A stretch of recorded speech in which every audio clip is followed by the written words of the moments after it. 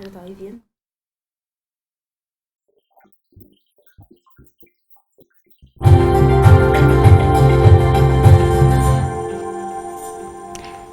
Buenos días a todos y bienvenidos a nuestra nueva entrevista del Mundo Televisión. Hoy tenemos a Lucas García Alcalde. Buenos días, Lucas. Buenos días. Muy bien, muchas gracias.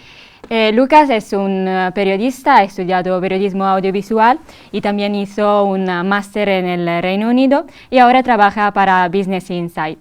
Lo que te quería preguntar es si siempre te has planteado de ser periodista o es algo que has desarrollado después a lo largo de tu vida, aunque eres joven. Bueno, cuando elegí estudiar periodismo tampoco sabía muy bien por qué, simplemente sabía que me gustaba escribir, me gustaba estar un poco al tanto de lo que estaba pasando y empecé un poco, bueno, por probar. Y sí que me gustó, siempre había leído a muchos periodistas, tampoco soy una persona que haya romantizado mucho el oficio del periodismo, ¿no? Que se dice que es la mejor profesión del mundo, podía haber hecho cualquier otra cosa. Y bueno, una vez que terminé de estudiar y empecé a trabajar haciendo pequeños artículos para revistas, bueno, vi que me gustaba y al final he acabado dedicándome a esto y no era un plan que tuviera establecido, al final simplemente, pues bueno, ahora estoy aquí, quizá dentro de unos años esté haciendo otra cosa, pero sí. Y luego que estamos aquí también con nuestras compañeras, te las presento, Aurora Molina y Mónica Van der Hout. Y Aurora, ¿tienes algo que...? Sí, claro, por supuesto. Buenos días, Lucas, encantada de saludarte. Mi pregunta es que, ¿qué fue lo que te llevó a trabajar en Business Insider? Y la segunda pregunta es que si siempre te sentiste atraído por el periodismo económico o por consiguiente pues llegó a tu vida, digamos, forzado, de repente, por suerte. Pues es curioso porque he acabado un poco las dos cosas de casualidad, porque yo terminé periodismo, sí que estuve trabajando como freelance, había hecho prácticas en la radio, pero también había hecho muchas otras cosas, me interesaba dedicarme un poco también a los asuntos públicos, más como comunicación política, pero me fui a hacer un máster en Reino Unido que era sobre medios de comunicación y sí que tocaba un poco la parte de economía y la globalización, bueno, procesos más globales que estaban pasando. Y en ese momento estaba buscando trabajo un poco de lo que fuera. Era un momento, tenía 25 años, no sabía muy bien qué quería hacer y justo salió una vacante en Business Insider y apliqué. Pasé un proceso largo y me cogieron y empecé a trabajar ahí. Y sí que me había interesado el periodismo económico. A mí también me interesaba mucho toda la parte de la cultura, toda la parte de derechos sociales y al final acabé trabajando en periodismo económico, que al final que es algo que toca muchas patas. Yo cuando terminé la carrera hice un trabajo fin de grado sobre Globo, sobre las cuestiones con sus repartidores y al final me acabo dedicando a eso, entonces es un poco también de casualidad, pero creo que sí que hay algo que me interesaba ahí, que al final la economía es un poco lo que mueve el mundo, nos afecta más de lo que nos creemos. Simplemente es un poco interés de saber bueno, pues cómo funciona el mundo, cómo funcionan nuestras vidas, ¿no? qué hay detrás de todo eso que vemos en el día a día. Cuando vas al supermercado y han subido el precio de los productos, bueno, pues hay todo un fenómeno global detrás, ¿no? que me interesaba. Y por eso acabé un poco trabajando de esto, no sé. Hombre, la verdad es que bastante interesante lo que has contado. Sí, bueno, como lo que contáis en Business Insider es también difícil que convertirlo en algo accesible a vuestro público. ¿Cómo intentáis trasladar estos temas económicos a un lenguaje sencillo, un lenguaje directo? Bueno, lo primero, yo no soy un experto en economía, entonces muchas veces sobre todo yo como me lo planteo el trabajo es cuando tengo que escribir sobre algo nuevo. Además yo escribo mucho sobre economía digital y plataformas digitales, como he dicho Globo, también Uber, este tipo de negocios, ¿no? que son relativamente nuevos, que aparecieron hace una década, y yo me lo planteo mucho, sobre todo voy midiendo la temperatura con amigos, con conocidos, voy preguntando qué les interesa, qué no saben, y muchas veces cuando voy a escribir sobre un tema yo me lo planteo así un poco desde cero, bueno, yo qué no sé, ¿no? ¿Qué me gustaría saber? Y cómo se lo explicaría a alguien que no tiene ni idea. Qué preguntas me he hecho yo para llegar a esto que sé. Intento, bueno, pues explicárselo como si se lo estuviera explicando a un amigo. Nosotros, además, en Business Insider tenemos ese tono. Hay otros medios como más grandes y generalistas, como a lo mejor 5 días o Expansión, que tienen un público quizá más mayor, más experto, más del sector. Nosotros es algo que tenemos como política de medio, que intentamos rebajar el tono sin llegar a ser coloquial y siempre, bueno, con información y haciéndolo ¿no? con conocimiento de lo que estamos haciendo, pero intentando hacerlo accesible. Y es como si yo te lo estuviera explicando a ti cuál es el modelo de negocio de Uber, por ejemplo, cómo gana dinero Uber. Bueno, pues te lo explico como si lo estuviera explicando a un amigo o a mi madre o a cualquier persona que no sea un experto en economía, porque yo tampoco lo soy. Entonces, bueno. Yo sé que Mónica tenía que preguntarte algo sobre este tema. Mónica. Yo también. Buenos días, Lucas. Pues yo, al hilo de lo que estabas contando de las aplicaciones, quería saber cómo se adapta la economía tradicional a esta nueva economía basada en las aplicaciones de Twitter, Instagram. Pues es una pregunta bastante compleja, no tengo una respuesta.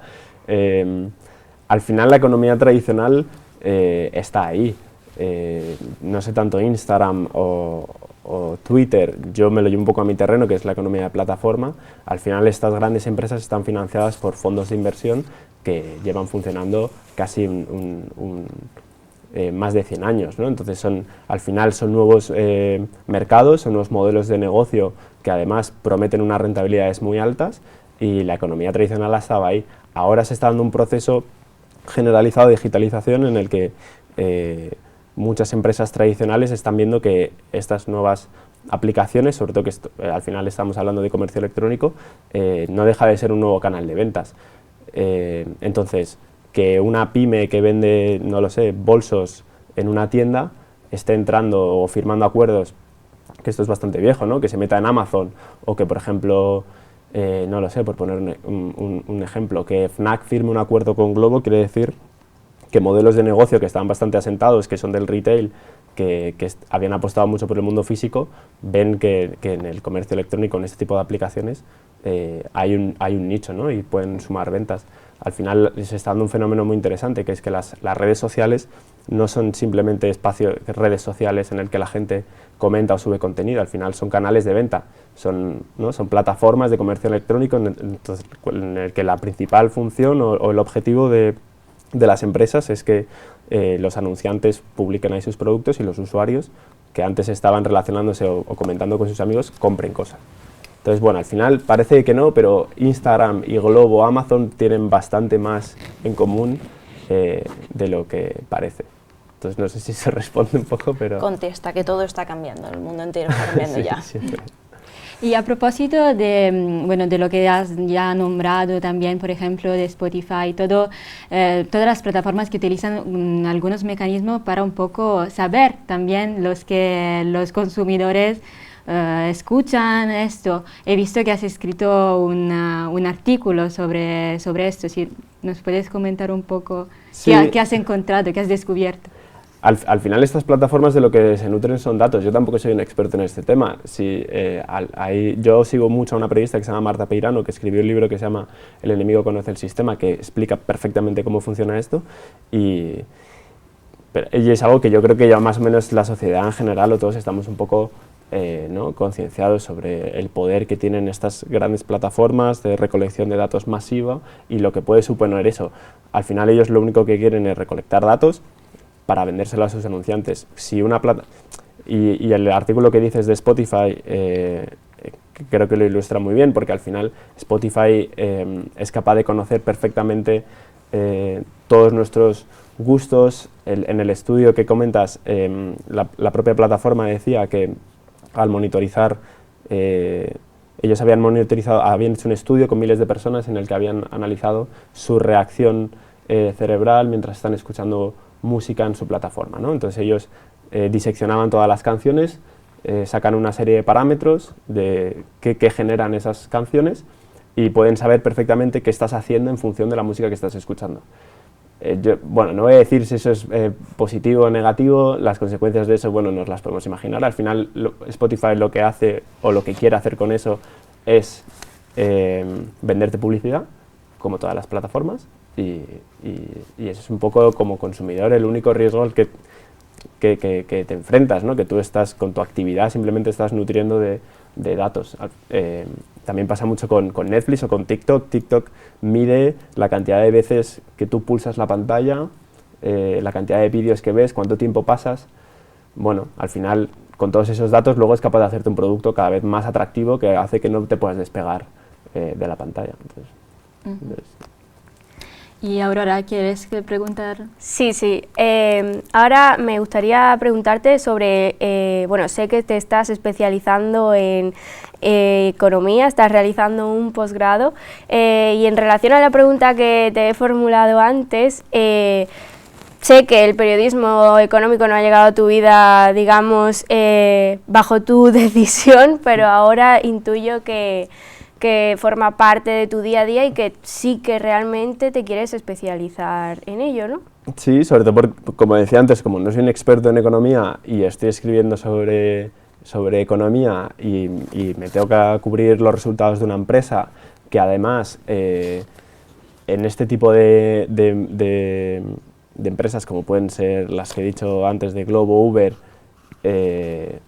tienen unas estructuras financieras y hacen una ingeniería fiscal muy compleja, hay veces que en nuestro trabajo es muy complicado poder saber qué está pasando, ¿no? Y realmente la empresa, ellos publican unos resultados y te envían una nota de prensa y lo van a intentar maquillar para que salga lo que les interesa. Entonces yo creo que como periodista, bueno, nuestro trabajo es estar realmente formados y saber de qué estamos hablando para diseccionar eso que nos están diciendo y poder coger una cuenta de resultados o un informe financiero y decir, bueno, poder leer entre líneas y sacar información. Entonces, bueno, me estoy haciendo este posgrado que al final esto lo organiza la Asociación de Periodistas Económicos y en la Universidad de Nebrija y somos 20 periodistas que además todos estamos trabajando y son sesiones en las que pues, catedráticos de economía nos explican desde el mercado de trabajo al sistema financiero hasta el sistema productivo español pues para conocer sobre todo de qué estamos hablando. Y yo creo que mi trabajo como periodista es un poco ese. Hoy estoy hablando de economía y necesito saber todo lo que pueda sobre economía para estar preparado para poder hacer una información de calidad, que la gente no... Al final, si tú escribes sobre algo que no sabes, canta mucho, se sabe muy rápido, ¿no? Si tú lees a alguien que dices, es que no sabe de qué está hablando. Entonces, bueno, esto es un ejercicio y seguiré estudiando. Yo hoy estoy haciendo economía y me intentaré especializar en eso. Si el día de mañana me toca hacer política o cultura, pues al final el trabajo como periodista creo que va de eso, de no dejar de estudiar, de no dejar de leer y de investigar y de bueno, seguir formándote y de especializarte en lo que toca. Ahora estoy con la economía ahí dándole duro. Y Lucas, en concreto, ¿qué quieres aconsejar a un periodista que quiera escribir sobre el periodismo económico? Bueno, yo soy muy joven para dar consejos, pero yo lo primero le diría que se intente especializar, sobre todo, como creo que es una parte fundamental. De hecho, y esto creo que es un debate que siempre, que además no tiene solución ni tiene respuesta, y hay muchas posturas diferentes. Yo no sé si quizá puede ser más interesante que una persona estudie economía, y luego se especialice como periodista. También creo que puede ser al revés, tú puedes ser periodista y luego especializarte en economía, pero le diría que, bueno, que se forme, que no deje de eso, de seguir estudiando, que encuentre además qué parte de la economía le interesa, porque esto es muy amplio además, no sé, y también creo que es importante encontrar algo en lo que tú te guste o te llame la atención, quieras investigar, porque eso va a hacer que todo luego fluya más. Si a ti te toca, si tú odias la banca o odias la bolsa y no tienes ni idea y no te interesa y te toca escribir sobre bolsa o te empiezas a escribir sobre bolsa, pues vas a tener un problema, ¿no? Porque si no te apasiona, si no te genera nada, pues bueno, te va a costar más que si has encontrado una parte de la economía que es muy amplia en lo que te interesa especializarte. Sobre todo que persevere y que luches. Y al final este es un oficio que tiene unas barreras de entrada muy altas y muy difíciles y me imagino que lo sabréis, casi no hay oferta de empleo para los jóvenes, sobre todo es difícil hacerse un hueco, entonces pues bueno, perseverar, luchar y encontrar sobre todo eso ahí que te pueda interesar para que el día de mañana, bueno, tengas una voz sobre todo propia, que a la gente le interese leer y que sepa, oye, esta persona sabe de lo que habla. Vale, muchas gracias por tus consejos y bueno, ya tienes una experiencia, así que sí, para lo que comentabas antes, sí que puedes dar consejos para los futuros periodistas y agradezco también la presencia de mis compañeras Aurora Molina y Mónica Van der Schoot. Y bueno, al público nos vemos la próxima semana con una nueva entrevista en El Mundo Televisión.